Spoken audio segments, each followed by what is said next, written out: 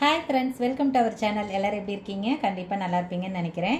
இன்றைக்கி வந்துட்டு நம்ம சப்ஸ்கிரைபர் கேட்ட டவுட்டுக்கு கமெண்ட் பண்ணியிருந்தாங்க இல்லைங்களா? ஸோ அதுக்கு எக்ஸ்பிளைன் பண்ண போகிறேன்.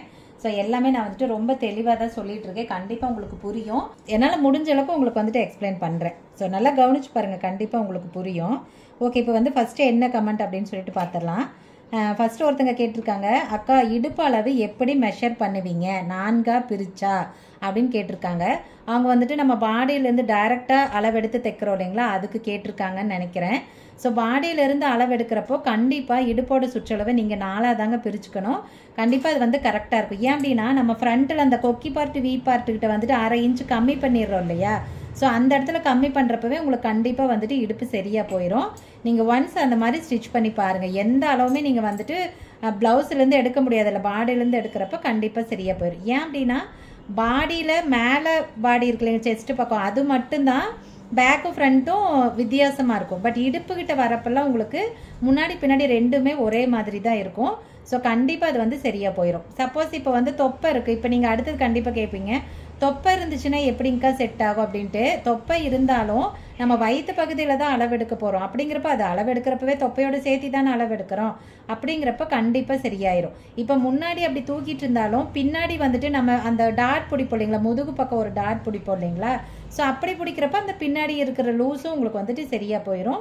ஸோ கண்டிப்பாக நீங்கள் அப்படி கட் பண்ணுங்கள். நாங்கள் எப்போவுமே அப்படி தான் கட் பண்ணுறோம். நீங்கள் வீடியோ கவனமாக பார்த்தீங்கன்னா தெரியும். நான் இடுப்பு சுற்றளவை 4ஆக தான் பிரித்து தைச்சிட்ருக்கேன். இப்போ வரைக்கும் அதுதான் கரெக்டாகவும் இருக்குது. சப்போஸ் அதில் ஏதாவது மிஸ்டேக் ஆகிடுது நான் அது உங்ககிட்ட இன்ஃபார்ம் பண்ணியிருப்பேன்ல, அப்படியெல்லாம் கிடையாது. ஸோ கண்டிப்பாக நீங்கள் அதே மாதிரி ட்ரை பண்ணி பாருங்கள். ஃபஸ்ட்டு ட்ரை பண்ணி பாருங்கள். அப்போ தான் உங்களுக்கு அது கரெக்டாக வருமா இல்லையான்ட்டு தெரியும். சரிங்களா? அடுத்தது இன்னொரு சிஸ்டர் கேட்டிருக்காங்க, அக்கா எனக்கு கை ரவுண்டு கீழே இறங்குது, ஷோல்ட்ரு லூஸ் வருது அப்படின்னு சொல்லியிருக்காங்க. ஸோ கை ரவுண்டு கீழே இறங்குது அப்படின்னா பாருங்க, இந்த இடம் தான். இப்போ இதுதானே கை ரவுண்டு. இந்த இடம் அவங்களுக்கு ஷோல்டரில் கரெக்டாக உட்காராம கீழே இறங்கி வருதுன்னு அர்த்தம். அதுக்கு ஃபர்ஸ்ட் ரீசன் நீங்கள் கழுத்தோட அகலம் எவ்வளோ வச்சிருக்கீங்கன்னு பாருங்க. சப்போஸ் பாடியோட கழுத்து அகலம் கரெக்டாக வைக்காம, அதாவது அதிகமாக வச்சிருக்கீங்க. இப்போ அவங்களுக்கு 5.5 வச்சா போதும். ஆனால் நீங்கள் 6 வச்சிருக்கீங்க. அது வச்சது தப்பு கிடையாது. பட் 6 வைக்கிறப்போ இந்த ஷோல்டரோட அகலத்தை நீங்கள் கம்மியாக வச்சுக்கணும். ஏன்னா அவங்களுக்கு 5.5 தான் கரெக்டான அளவு. அப்படிங்கிறப்போ நீங்கள் 6 வச்சிருக்கீங்க அப்படின்னா அப்போ இந்த கழுத்து இப்படி விரிஞ்சிருக்குமா, அப்போ ஷோல்டர் நகர்ந்து போயிருமில்ல, அப்போ என்னாகும், ஆட்டோமேட்டிக்காக இந்த கை ரவுண்டு கீழே இறங்கிடும்.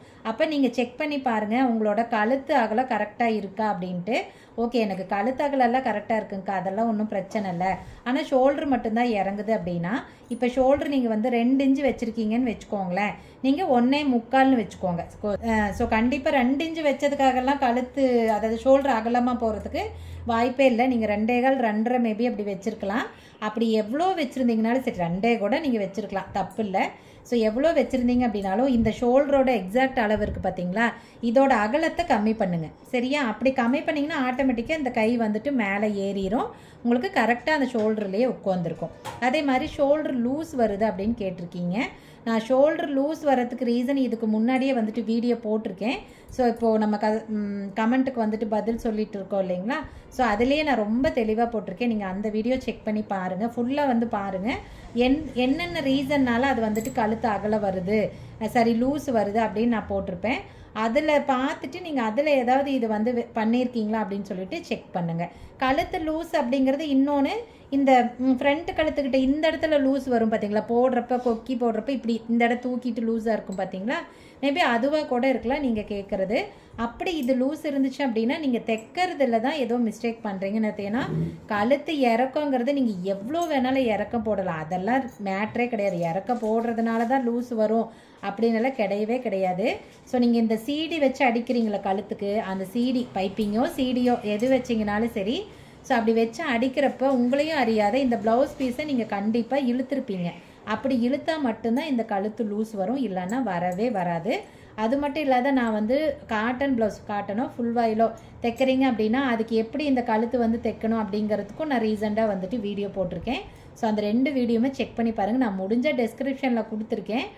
இல்லைனாலும் நீங்கள் இப்போ ப்ரீவியஸாக ஒரு 10 டேஸ்க்குள்ளே தான் அந்த வீடியோ இருக்கும். ஸோ கண்டிப்பாக அந்த வீடியோ ஃபுல்லாக பாருங்கள், உங்களுக்கு கண்டிப்பாக புரியும். ஸோ கண்டிப்பாக இன்றைக்கி இந்த 2 விஷயத்துக்கு நான் எக்ஸ்ப்ளனேஷன் கொடுத்துருக்கேன், உங்களுக்கு புரியும்னு நினைக்கிறேன். ஸோ நீங்களும் இதே மாதிரி ட்ரை பண்ணி பாருங்கள். நான் எப்போவும் ஒன்றே தான் சொல்கிறேன், எது வந்து நீங்கள் பார்க்குறீங்க அப்படின்னாலும், எந்த விஷயத்துக்கு நீங்கள் வீடியோ பார்க்குறீங்க, அது யார் வீடியோ வேணாலும் இருக்கட்டும், நீங்கள் பார்க்குறீங்க அப்படின்னா கண்டிப்பாக நீங்கள் ஒன்ஸ் அதை ட்ரை பண்ணி பாருங்கள். ட்ரை பண்ணி பார்த்துட்டு அதுக்கப்புறம் அதில் உங்களுக்கு என்ன மிஸ்டேக் வருதோ அதை வந்து கேளுங்க. ட்ரை பண்ணாமையே கேட்டீங்க அப்படின்னா அப்போ உங்களுக்கு அது தப்பாக சரியான்னு எப்படி தெரியும்? சரி நான் சொல்கிறேன், நீங்கள் நம்புறீங்க அப்படின்னா கூட அது செஞ்சு பார்த்தா தானே அது கரெக்டாக வருதா இல்லையான்னு உங்களுக்கு தெரியும். ஸோ அதனால் கண்டிப்பாக அந்த விஷயத்தையெல்லாம் நீங்கள் ட்ரை பண்ணி பார்த்துட்டு அதுக்கப்புறம் அதில் உங்களுக்கு ஏதாவது மிஸ்டேக் வருது அப்படின்னா கேளுங்க. கண்டிப்பாக நான் வந்துட்டு எக்ஸ்பிளைன் பண்ணுறேன். சரி ஓகேங்க, இன்றைக்கி சொன்ன விஷயம் உங்களுக்கு யூஸ்ஃபுல்லாக இருக்கும்னு நினைக்கிறேன். இந்த வீடியோ பிடிச்சிருந்துச்சுன்னா வீடியோ லைக் பண்ணிக்கோங்க. அதே மாதிரி இந்த மாதிரி நிறைய டெய்லரிங் டிப்ஸ் வேணும் அப்படின்னா நம்ம சேனலை ஃபஸ்ட்டு சப்ஸ்கிரைப் பண்ணி வச்சுக்கோங்க. பக்கத்துலேயே பாருங்கள் ஒரு பெல் ஐக்கன் இருக்கும், அதையும் தட்டி விட்டுருங்க. ஸோ அப்போ தான் நம்ம எப்பெல்லாம் வீடியோ போடுறோமோ உடனே உங்களுக்கு நோட்டிஃபிகேஷன் வந்துடும். ஸோ வீடியோஸை நீங்கள் வந்துட்டு மிஸ் பண்ணாமல் பார்க்க முடியும். சரி ஓகேங்க, இந்த வீடியோக்கு அவ்வளோதான். நம்ம இன்னொரு வீடியோவில் பார்க்கலாமா? பாய்.